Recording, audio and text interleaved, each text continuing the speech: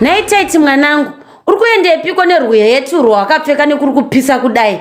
Ausikuona kuti zvimwe zvese zvawakapfeka zviri right chairo? Bvisa rwetu urwo, usikuona kuti uri kukangasa mucheno wako zvakanaka-naka. Kona iba mnini? Mabvisireko heti yenyu, hamusikuona kuti kana makatopfeka heti yenyu zvenyu neshoti renyu, ndo zvinhu zvinonyatsotofambidzana pane sheti nemagirazi.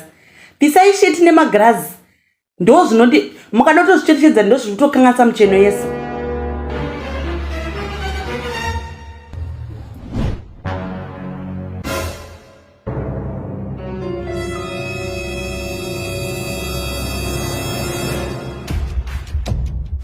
Chaman, muri kufamba musina hembe. Aye, wapfekai hembe, munoverengwa mabhonzo nevaroi.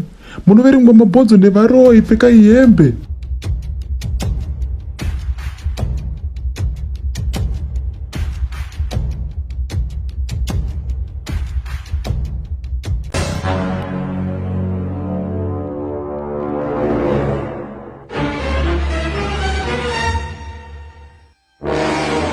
Nhai Tytie, bvisa short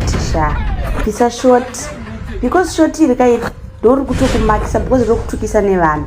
Zvimwe zvese bho but short chete. No. Yes. Kasi unotishurira nhaiwe Tytie. Uri kufamba usina kusimira, uda kuradza hani tumboitwa akoto. Unoshure here mwana iwe? Tipfekere hedu. Haiwawo. Mutadzisa kudya fish. Munhu mutema anonetsa kumana. Vanhu havazikani zvavanoda kumana. Mumwe taso. Ukatedzera vanhu pese watorashika. Ndakuita zvinhu zvangu ndoga. Unorashika. Mumwe anotaura achienda akadai, umwe achienda akadai, umwe achitidzika, umwe achitikwira, umwe achitidzika. Aiwa, ndakuita kuti life yangu ndakuramba zvandoda inini. Aiwa, ukatedzera vanhu munorashika mulife.